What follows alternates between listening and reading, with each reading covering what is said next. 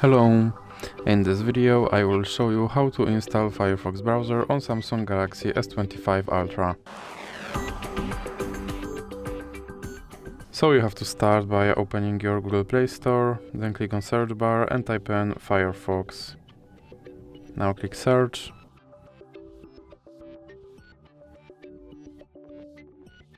And click install.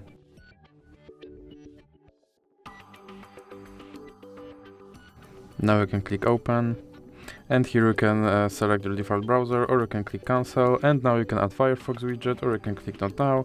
Here you can sign in into your Firefox account, or you can click not now, and you can turn notifications from this browser, or you can click not now.